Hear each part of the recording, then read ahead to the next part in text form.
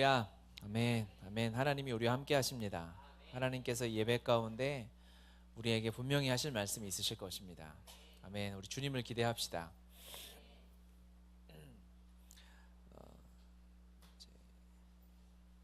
오늘 본문부터 이제 느헤미야가 성벽을 봉헌하다, 이런 제목이 여러분의 성경에 붙어 있을 것입니다. 그러니까 성벽 봉헌식입니다.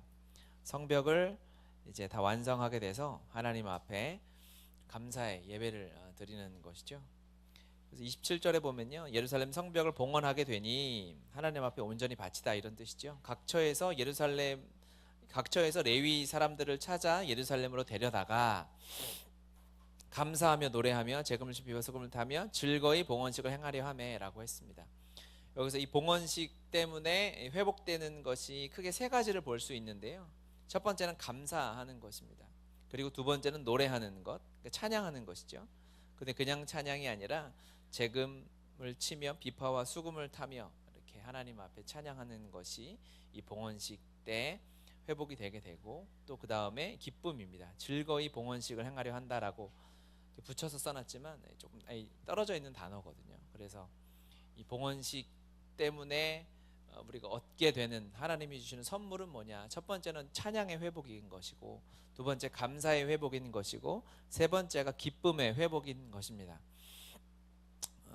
하나님의 일, 성벽이 봉헌됐잖아요. 큰 하나님의 역사가 이루어졌습니다. 그렇죠? 이 일을 위해서 우리가 그냥 한 인부가 되고 노가다를 해가지고 하나님 일을 지었다, 성전을 지었다라는 것으로 끝날 일이 아니라, 하나님이 어떠한 일을 행하시면, 그렇죠? 근데 하나님은 성벽 없어도 하나님 일하시는데 전혀 문제 없잖아요. 성벽 자체도 우리를 위한 일이었고, 이 성벽 때문에 성벽 공사에 동원돼서 헌신해서 이 일을 이루어냈을 때 하나님께서 우리에게 회복시키고자 하시는 진정한 일들이 있는 거예요. 그것이 첫 번째로 무엇이냐면 찬양의 회복입니다. 우리 찬양은 진짜 놀라운 비밀이 있어요. 그렇죠? 우리가 하나님을 찬양하고 하나님께 모든 예배의 시작을 찬양으로, 오늘도 우리나라 한 5, 6만 개의 교회에서 다 예배를 드릴 텐데, 제가 알기로는 한 교회도 빼놓지 않고 다 찬양하면서 예배 시작할 거예요. 그렇죠? 왜 그럴까요? 설교 듣기 전에 사람 모으려고 이렇게 할까요? 아니면 왜 찬양을 먼저 할까요? 하나님은 모든 예배의 시작을 찬양으로 하는 것을 기뻐하시고, 그것이 영적인 비밀이 있어요. 우리의 삶에서 하나님 앞에 찬양하며 나아간다는 것은 놀라운 능력이 있습니다. 전심으로 찬양하고 내 삶의 찬양을 회복시키고 더 많이 찬양하십시오. 더 많이 하나님의 이름을 높이시는 일들이 여러분의 삶에 있어야 할 줄 믿습니다. 제가 꿈꾸는 우리 교회 찬양의 모습은 모든 지체들이 함께 다 찬양팀으로 섬기는 거예요. 제 꿈이 그렇다고요. 당장 다음 주부터 시키려고 그런 게 아니라 그 두려움을 제하시고 그렇게 이제 하겠죠. 기도하고 있으니까. 그래서 누구든지 나와서 함께 하나님 찬양하고, 우리가 자리에서 찬양하는 거나 앞에서 찬양하는 거나 별반 다를 게 없거든요. 앞에 나오면 사람들을 의식하게 된다라고 하지만 사실 여러분이 그곳에 있어도 온 이 어둠의 주관자들이 다 여러분 쳐다보고 있어요. 우리 눈에 보이는 것만 쳐다보고 있어서 그렇지, 사탄 마귀가 다 쳐다보고 있다고. 하나님도 보고 계세요. 그렇죠? 그러니까 하나님도 보시는데 여기서 사람 몇 명이 쳐다본다고 그것 때문에 찬양을 더하고 덜하고, 이건 말이 안 되는 거죠. 온 마음을 다해 하나님을 찬양하는 것은 자리가 상관없어요. 무대 위냐 아래냐가 상관없는 거죠. 내가 직장에 있건 가정에 있건 상관없는 거예요. 하나님을 우리의 온 마음 다해 찬양하는 그 찬양의 기쁨이 회복됐으면 좋겠습니다. 찬양은 그 자체가 능력입니다. 찬양은 그 자체가 예배입니다. 찬양 그 자체가 말씀이고, 찬양 그 자체가 하나님의 임재인 줄 믿습니다. 아멘, 아멘, 아멘. 두 번째는 감사가 회복되는 모습이 보이는데요. 백성들이 감사했어요. 한 번 감사했구나라고 끝날 일이 아니에요. 우리 평생에 한 번 감사는 하나님에게 놀라운 기쁨이 됩니다. 감사가 회복되는데, 이 감사는 환경적으로 주어지는 게 아니죠. 환경이 아무리 좋은 일이 많이 있어 보여도 감사할 수 없는 사람은 절대 감사할 수 없어요. 그런데 환경이 아무리 힘들고 어려워도 내 기도 응답이 하나도 되어지지 않아도 감사할 걸 찾는 사람은 수십 가지, 수백 가지, 수만 가지 감사를 할 수 있습니다. 그래서 감사는 찾는 거죠. 습관이에요. 길이에요. 그냥 내가 밥 먹을 때 어떤 사람은 밥을 먼저 드시는 분이 있고 어떤 사람은 국을 먼저 드시는 분이 있죠. 밥 쪽이다. 국이다. 신경 안 쓰시죠? 한 부분만 국이라고 손을 들었는데, 감사는 습관이, 어떤 일이 닥쳤을 때 내가 그냥 무의식 중에, 여러분이 손을 못 든 이유는 뭐냐면 인식하지 않기 때문에. 감사는 우리가 우리 뇌를 거칠 필요가 없어요. 그냥 입으로 선포해 버리는 거예요. 그거를 인식해서 이게 감사할 제목인가 아닌가. 사실은 그 다음에 회복하는 기쁨도 마찬가지예요. 오늘은 이 기쁨에 대한 말씀을 좀 더 드리려고 하는데, 하나님은, 하나님의 백성들이, 우리 하나님의 자녀들이 기뻐하기를 원하십니다. 아멘. 여러분의 삶에 기쁨이 넘치길 원하세요. 기뻐하는 일이 넘치길 원하신다기 이전에 기쁨이 넘치길 원하십니다. 기뻐하는 일은, 그러니까 우리 기도할 때도 잘 해야 돼요. 하나님, 내게 기뻐하는 일을 많이 주십시오. 너무 감사한 일인데, 그렇죠? 근데 기뻐하는 일이 생기는 거는 하나님을 믿던 믿지 않든 얼마든지 기뻐할 수 있어요. 그거는 세상에서 돈 많이 벌고 잘 나가고 유명해지고 상 받고 하면 그거는 뭐 다 감사하죠. 그런데 우리 그리스도인은 하나님 그 한 분, 살아계신 그분의 존재만으로 우리는 기뻐할 수 있어요. 그걸로 감사할 수 있어요. 이것도 마찬가지입니다. 기쁨도 감사와 똑같아요. 우리가 찾는 거예요. 우리가 달려가서 회복해내야 할 영역이 있는 거죠.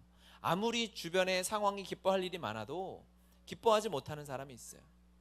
하지만 이 기쁨은 뭘까요? 기쁨은 하나님의 명령이고 우리가 순종해야 할 거예요. 기뻐하는 일을 줬으니 너 기뻐해라가 아니라, 그거는 뭘 명령을 합니까? 다 그냥 다 기뻐할 텐데. 그게 아니라 환경 보지 말고 믿음의 눈을 들고 하나님을 바라보면 우리의 삶의 기쁨이 회복될 줄 믿습니다. 기뻐하는 교회가 되십시다. 여러분 가정이 기뻐하는 가정이 되십시오. 하나님의 명령이기 때문에 주 안에서 항상 기뻐하라. 내가 다시 말하노니 기뻐하라. 이와 같이 너희도 기뻐하고 나와 함께 기뻐하라. 이 말씀은 우리가 익숙하니까 그냥 기뻐합시다 하는데, 이 다음 말씀이 좀 문제가 되는 게 있죠.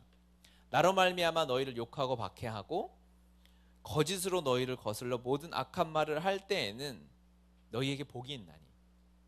세상에서 응답이 하나도 안 오고 오히려 예수 믿는 것 때문에 힘들고 고통스럽고 박해를 받고 어려워요. 사람들이 손가락질해요. 그런데 그것이 복이라는 거예요. 그렇기 때문에 기뻐하고 즐거워라. 하늘에서 너희의 상이 크민이라. 너희 전에 있던 선지자들도 이와 같이 박해했느니라. 우리 믿음의 선배들이 걸었던 길이 다 똑같아요. 그리스도인은 이 길 말고 다른 길이 없어요. 세상이 우리를 인정해주고 세상에 박수받는 길, 우리 눈에 그렇게 보일지 몰라도 그리스도인들의 삶은 그 안에서 고난이 있고 고통이 있고 어려움이 있어요. 기도하는 것마다 응답되지 않아요. 우리끼리 얘기지만 기도를 많이 하라고 하지만 다 응답이 되지 않잖아요. 그렇지만 그것 때문에 우리 안에 기쁨이 사라지는가? 그 문제가 아니에요. 환경의 문제가 아닙니다.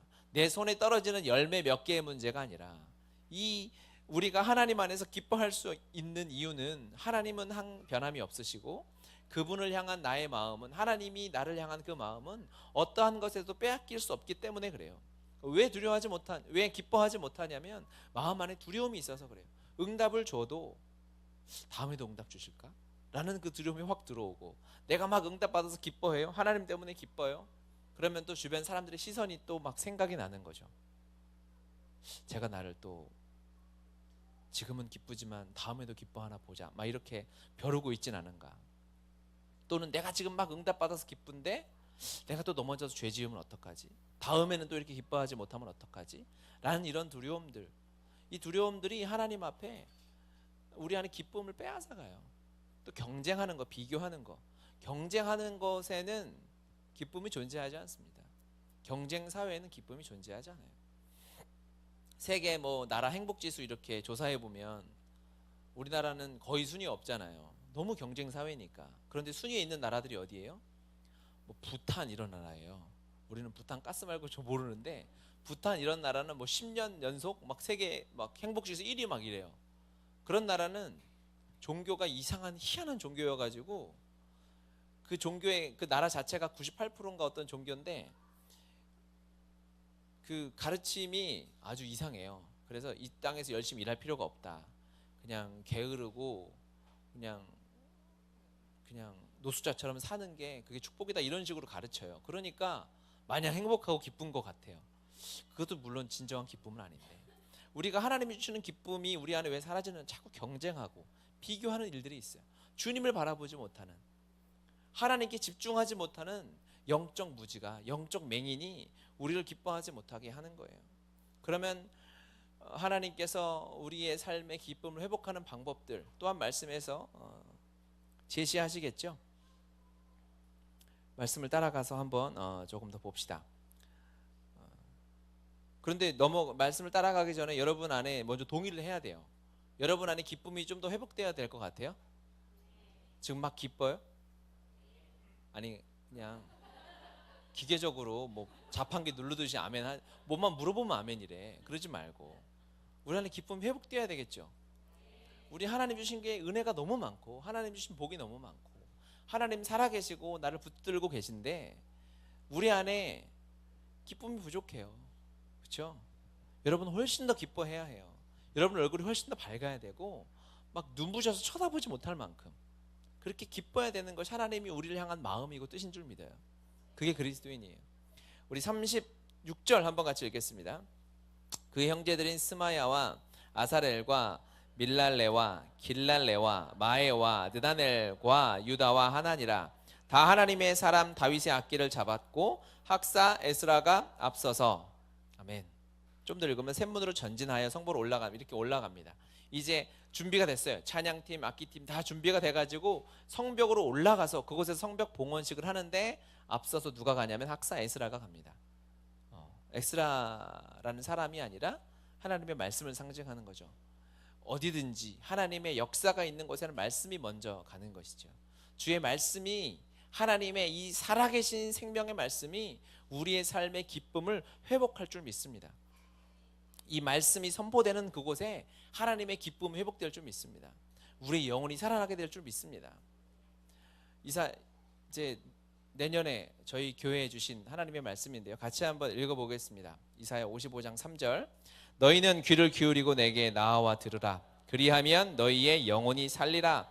내가 너희를 위하여 영원한 언약을 맺으리니 곧 다윗에게 허락한 확실한 은혜니라. 아멘. 너희는 귀를 기울이고 하나님께 집중하라는 거예요. 오직 말씀에 집중하라는 거예요. 말씀이 없어서 안 들리는 게 아니라 귀를 기울이지 않으니까 이 말씀이 내 말씀이 안 되는 거죠.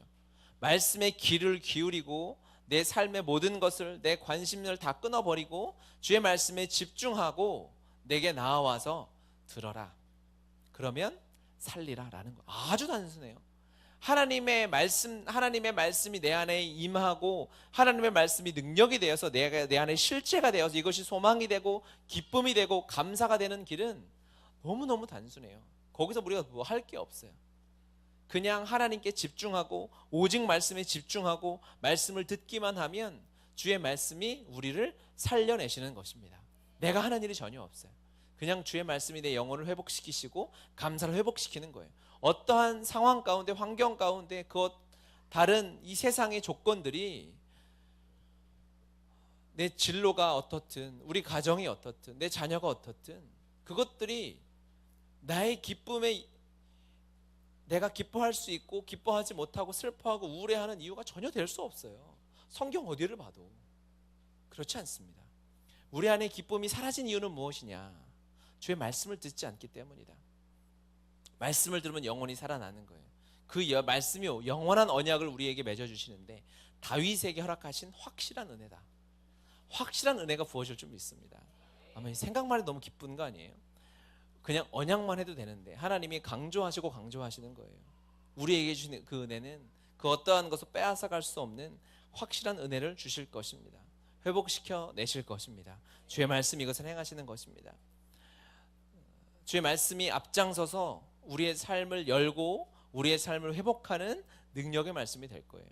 여러분 내년을 준비하며 결단할 때 그 무엇보다 우리의 삶에는 주의 말씀이 내 삶의 중심이 되도록 내 삶을 열어가도록 기도하고 준비해야 될 줄 믿습니다. 이것이 자연의 섭리고 원칙이에요. 성경에도 보면 요단을 건널 때, 하나님의 예배가 있을 때 항상 말씀이, 언약궤가 앞서가는 일들이 있지 않습니까?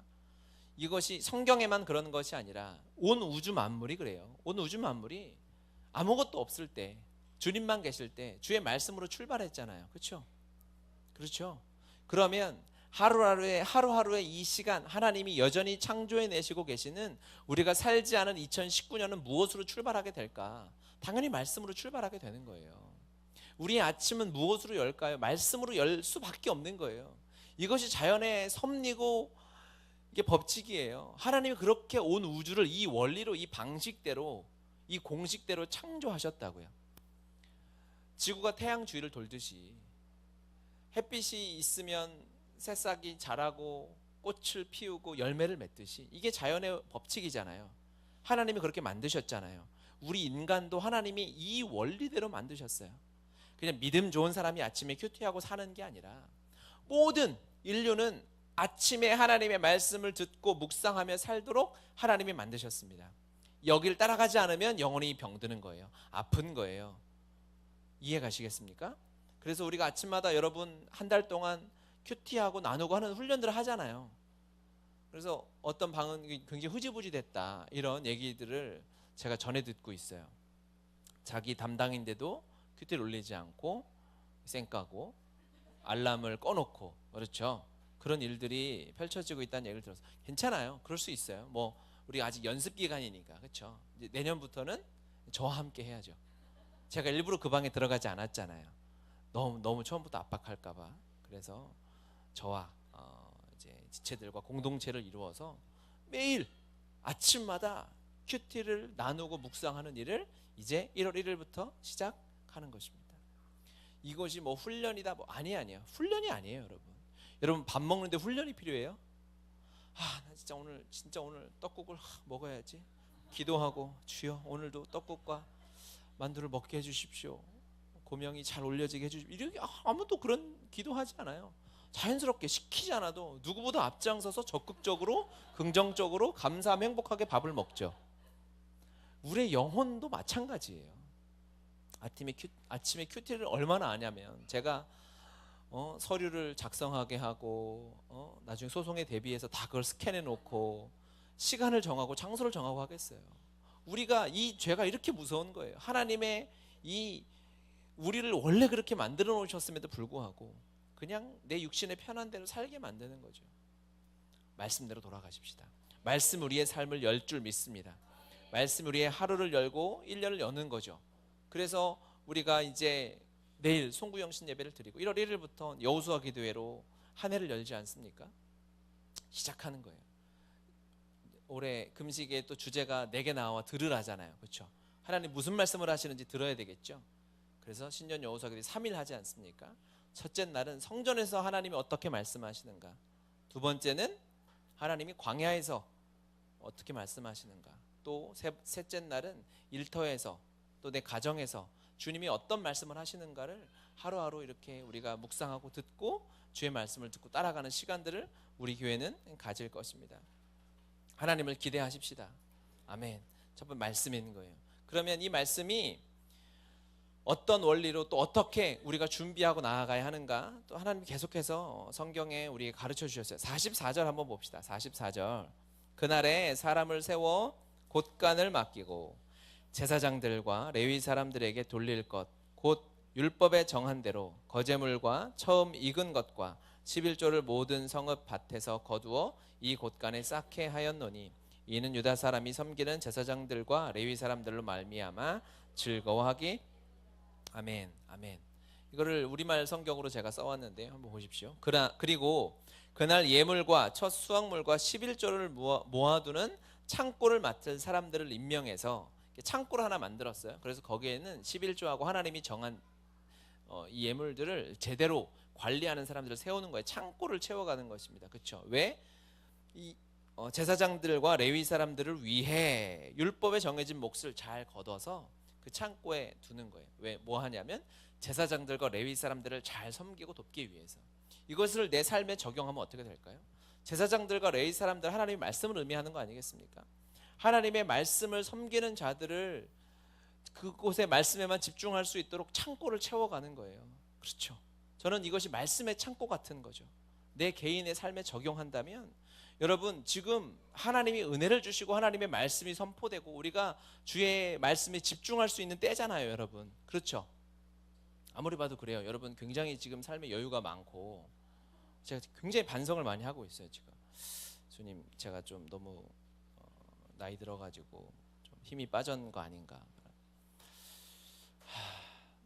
우리가 하나님의 말씀에 집중하고 창고를 채울 때라는 것입니다. 하나님의 말씀이 선포되고 창고는 채울 때가 있고요, 창고를 열어서 풀어줄 때가 있어요. 가뭄, 그러니까 풍년이 들었을 때 요셉의 창고를 채우지 않습니까? 그리고 하나님이 열어라 하면 요셉의 창고를 열어서 그냥 혼자 먹고 사는 게 아니라 온 열방을 먹여 살리지 않습니까? 여러분, 하나님이 지금 창고를 채우라고 말씀하세요. 할렐루야. 여러분, 말씀의 창고를 세워 가십시오. 여러분, 지금 이때예요. 우리가 새해에는 결단하잖아요. 성경 통독도 결단하고 막 그러잖아요. 안 하던, 그렇죠? 안 하던 성경 1독 2독도 결단하고 큐티도 해봐야지 하고 큐티책도 사고, 이번에 큐티책도 많이 샀대요. 원래 우리 공지를 올리면 우리 현진자매 혼자 사가지고 혼자 보고 이랬는데 이부 몇 배를 더 많이 사고. 이때는 여러분, 이 연초에 1월에 우리가 집중할 수 있을 때, 하루에 가면 새벽 같은 시간 아니에요. 하루로 치면 새벽이 가장 집중이 잘 되고 우리가 시간을 제대로 활용할 수 있는 때 아니겠습니까? 여러분, 이때 창고를 채워야 돼요. 집중해서 말씀을 읽고 집중해서 말씀을 암송하고 묵상하고 해야 되는 거예요. 하나님의 말씀의 창고를 채울 수 있는 가장 좋은 방법이 뭘까요? 성경학교, 성경대학을 갈까요? 신학서적을 볼까요? 아니요. 하나님의 말씀이 내 삶에 가장 가득히 임하고 실제로 경험되는 것은 순 안에서 순장의 삶과 순원의 삶을 살아낼 때 가능한 것입니다. 말씀은요, 책이 아니에요. 말씀은 실제고 이것이 우리 교회를 살게 한다고요. 이것은 여러분, 우리 순모임이라는 하나님의 교회 안에 들어가 있을 때만 이것이 내 것이 되는 거예요. 그 안에서 나누어져야 돼요. 공부로 되지 않아요. 아무리 원어를 딸딸딸 읽고 해도 여전히 하나님 모르고 살아가는 수많은 교수들이 있어요. 왜 그럴까요? 학문이 아니거든요. 하나님 살아 계시거든요. 여러분, 이 교회 안으로 들어와서 순 안에서 순장과 순원들이 함께 말씀을 묵상하며 기도하며 이 말씀을 살아내고 적용할 때, 되던 되지 않던 하나님께 내어 맡기고 나아갈 때, 그때 가능한 거예요. 그때 하나님이 이 일을 해나가시는 거예요. 순장의 삶, 쉬운 길이라고 저는 생각해요. 쉬워. 당연히 해야 될 일이에요. 대신 편안한 길이라고는 말할 수 없을 것 같아요. 편하진 않아요. 좀 지금 삶보다 바쁠 수 있어요. 귀찮을 수 있어요. 불편할 수 있어요. 하지만 이것은 쉬운 길이에요. 당연히 해야 될 길이에요. 이게 우리가 살 길이니까. 당뇨병 진단을, 당뇨 수치가 높다고 진단을 받으면 무조건 하루에 1-2시간 이상씩 운동하라고 의사가 처방을 내려요. 그것을 귀찮아하면 죽는 거예요. 그렇죠? 우리는 죄인으로 태어나서 처음부터, 태어날 때부터 중증 환자로 태어났어요. 그러면 우리의 삶을 편하게, 우리의 영적 생활을 편하게 두면 죽는 거예요. 답이 없어요. 어떻게 살립니까? 우리가 하나님 앞에 결단하고 내가 순 안에 들어가서 순장의 삶을, 순원의 삶을 함께 살아내며 영혼을 품는 일을 해나갈 때, 그때 우리의 삶에 하나님의 이 소망이 넘쳐나고 말씀이 살아있음을 경험하게 될 줄 믿습니다. 이 삶으로 여러분 초대합니다. 같이 사십시다.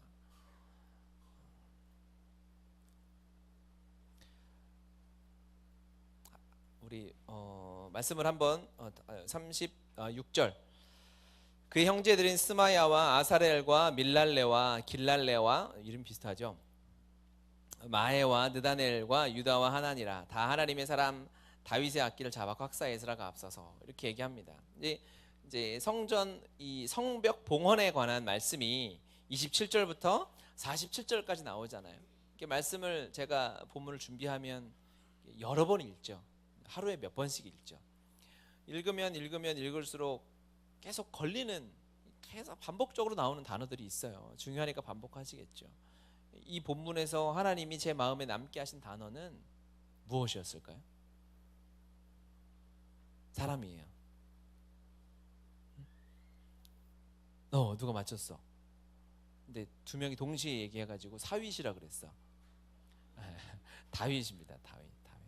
보면요, 24절에도 중간 이후에 보면 하나님의 사람 다윗의 명령대로라고 이야기합니다. 이게 시기 있는데 다윗 때부터 주어진 다윗 때 36절에 보면 하나님의 사람 다윗의 악기를 잡고 37절에 성벽으로 올라가는 곳에 이르러 다윗 성의 층계로 올라가서 다윗의 궁 윗길에서라고 나오고요. 45절로 가보면 그들은 하나님을 섬기는 일과 결례의 일을 힘썼으며 노래하는 자분들이 그러하여 모두 다윗과 그의 아들 솔로몬의 명령을 따라 46절에 옛적 다윗과 아삽의 때에는 이렇게 얘기해요. 여기저기 하나님의 성전과 성벽을 설명하는데 다윗을 빼고는 설명이 안 되는 거예요. 다윗의 성, 다윗의 옛길, 다윗이 예배했던 방법, 심지어 악기에도 다윗의 악기라고 이름이 붙을 만큼 이 예루살렘은 다른 말로 다윗성이다 이렇게 불리거든요. 그만큼 하나님의 약속의 성전, 성벽, 이 예루살렘은 다윗 빼고는 설명이 안 돼요. 여기저기 다 전부 막 다윗 딱지가 다 붙어 있는 거죠. 이름마다, 길마다, 악기마다 하는 방식도 마찬가지고요. 예배하는 형식도 마찬가지고 이 다윗 빼고는 설명이 안 되는 게 예루살렘이고 하나님을 예배하는 법이다. 다윗은 하나님 아브라함의 언약의 성취의 상징이라고 하지 않았습니까? 모든 구석구석에 다윗이 다 숨겨져 있고 다윗이 새겨져 있는 걸 보면서 하나님이 이 다윗을 왜 이렇게 드러내시고 강조하셨을까? 다윗이 역사 가운데 그도 죄인이잖아요. 우리와 똑같은 인간이잖아요. 너무 죄를 많이 지었던 한 인간인데 하나님이 다윗을 이렇게 드러내셔서 말씀하신 이유가 있겠죠. 왜 그럴까요? 다윗은 예수 그리스도의 예표이기 때문에 그렇죠. 예루살렘 전체가 다윗 빼면 설명이 안 되듯이 온 우주는 하나님이 보시기에 예수 그리스도 빼면 설명이 안 되는 거예요.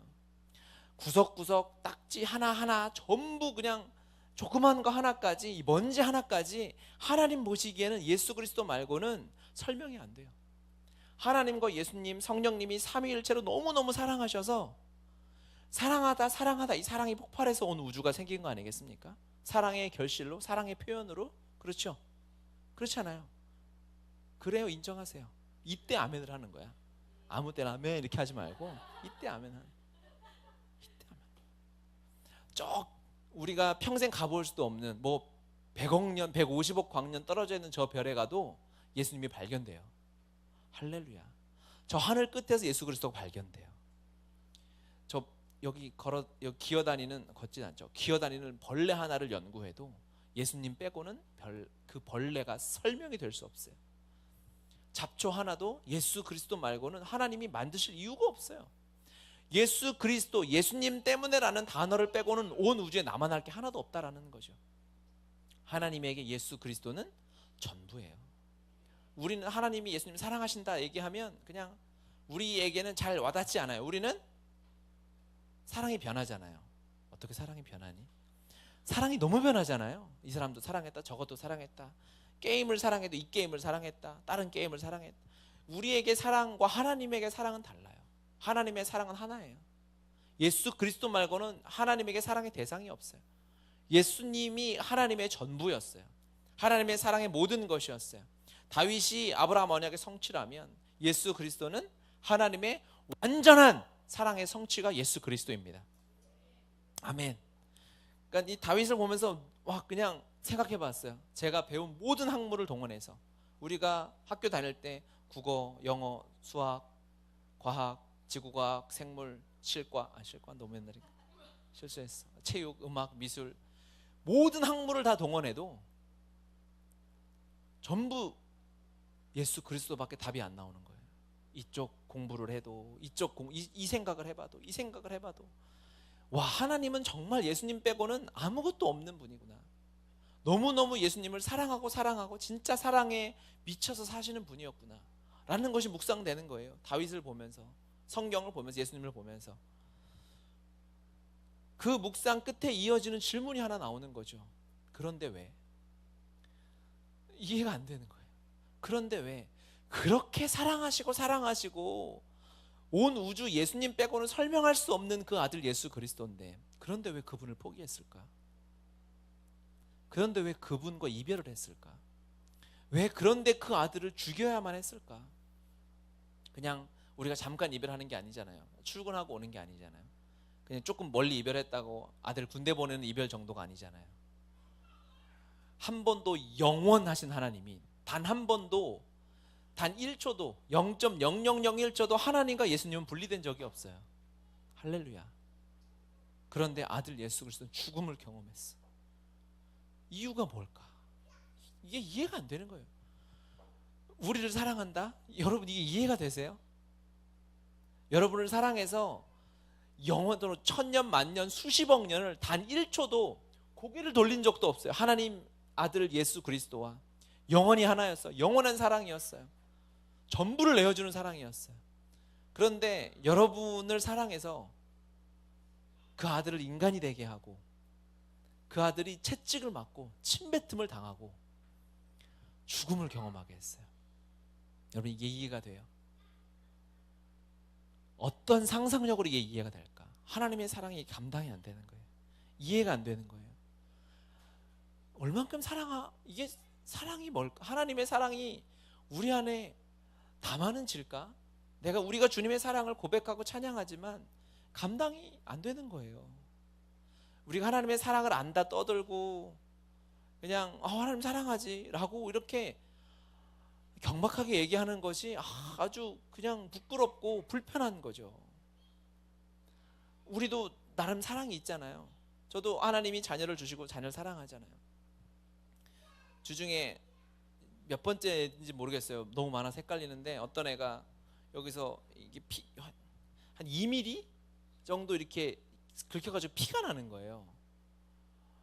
항상 그렇진 않은데 제가 그때는 또 주님이 제 안에 가득 이렇게 계셔가지고 사랑이 가득할 때 갑자기 너무 짠한 거죠. 안타까운 거죠. 그래서 밴드를 사다가 붙여주고 그랬어요. 피 한 방울 떨어지는 게. 또 얘는 1번인가 2번인가 하는 아이는 손톱을 짧게 잘라서 이게 아프다고 잠을 못 자는 거죠. 여러분 경험해 보셨잖아요. 얼마나 신경 쓰여요. 밴드를 갖다 붙여주고. 그런데 만약에 어떤 돈 많은 부자가 와서 아주 이상한 사이코패스 같은 인간이 와가지고 네 아들 여기 손 마디 하나 잘라주면 한 100억 주겠다라고 얘기하면 여러분 어떨 것 같아요? 기분이? 제가 그걸 어떻게 100억 아니 너무 적게 1000억 현찰로 여기다 갖다 놓고 이거 하나만 잘라줘라, 너 말고 네 아들. 그러면 여러분이 협상할 수 있을까요? 1000억을 동전으로 바꿔서 다 던져서 때리겠죠? 말이 안 되는 거예요. 어떠한 대가와 가치를 치르고도 저 같은 이 죄인으로 살아왔던 이 아버지의 마음으로도 자식 피 한 방울도 못 바꿔요. 억만금을 갖다 준다 해도 못 바꾸는 거예요. 그런데 하나님이 그 아들 예수 그리스도를 포기한 그 사랑이 여러분이라고 나라고, 이게 벌레만도 못한 인간, 나 같은 인간을 사랑해서 아들을 포기한 그 사랑이다. 우리가 하나님 보시기에는 그만한 가치인 거예요. 하나님 보시기에는 아들 예수 그리스도 빼고는 저 별 하나 설명할 수 없듯이 하나님이 우리를 그 가치로 보시는 거예요. 저에게 그렇게 말씀하시는 거예요. 너 김병규 너 빼고는 저기 새 한 마리도 설명이 안 돼. 너 없으면 온 우주 없는 거랑 똑같아. 이게 하나님 아버지의 사랑이라. 이게 하나님 아버지의 우리를 향한 음성이라고요. 이 사랑이 제 마음에 말씀을 준비하는데 계속 때리는 거예요. 이게 내가 너를 향한 사랑이야.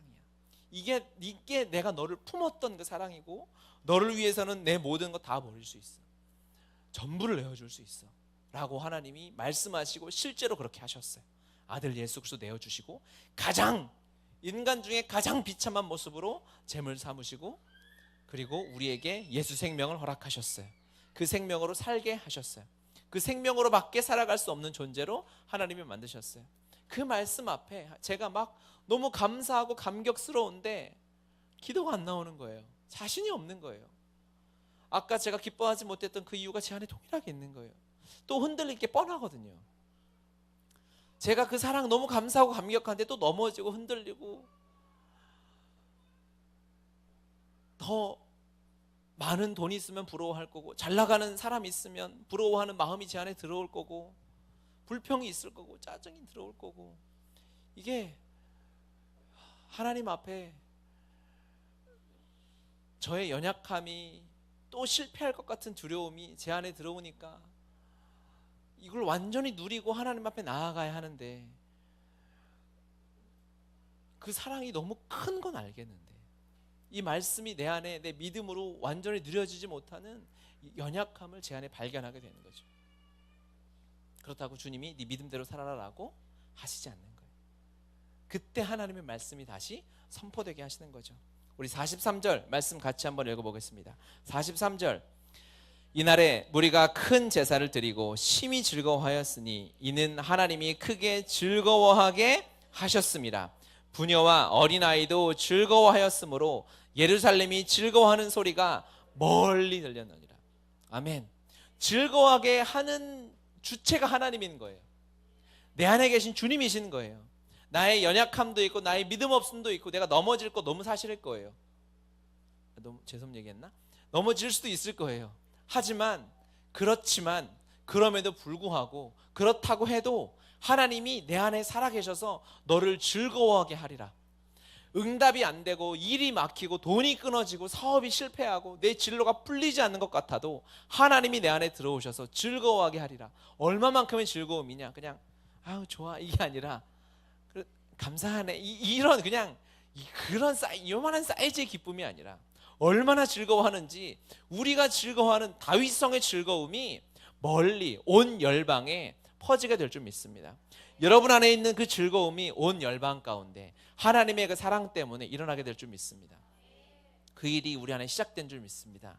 하나님의 기쁨이 우리 안에 터져서 볼 때마다 그냥 너무 기뻐서 여러분 제가 이제 여러분을 보고 웃으면 비웃는 게 아니에요.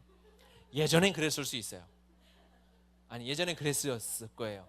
그런데 앞으로는 기쁨이 폭발해서 충만해서 웃는 줄 믿으시기 바랍니다. 실제로 그랬는데 표현이 안 된 거죠. 그냥 부끄럽고 막 이런 게 있었다고. 그런데 우리 안에 감춰지면 기쁨이 아닌 거예요. 복음이 감출 수 없는 것처럼 하나님이 우리 안에 회복하시는 이 기쁨은 감춰지지 않는 줄 믿습니다. 우리로 말미암아 여러분 안에 있는 이 기쁨이 여러분의 가족을 변화시키게 멀리 드릴 거예요. 멀리인데 등잔 밑이 어둡다고 가족은 우울한데 딴 사람만 기쁘게 해서 그럴 수 없어요. 영적 파장이 일어서 그렇죠. 지난주 얘기했던 것처럼 잔잔한 연못에 조그만 돌 하나 떨어져도 그 파도는 끝까지 무조건 오게 되어져 있어요. 여러분 한 사람에 떨어지는 주의 말씀이 이 그리스도의 놀라운 사랑이 하나님의 포기되어지지 않는 전부를 내어준 그 사랑이 여러분의 삶에 떨어져서 기쁨이 회복되는 한 해가 될 줄 믿습니다. 우리 주님을 기대합시다. 우리 그 하나님을 찬양합시다. 아멘. 우리 같이 찬양하고 기도합시다.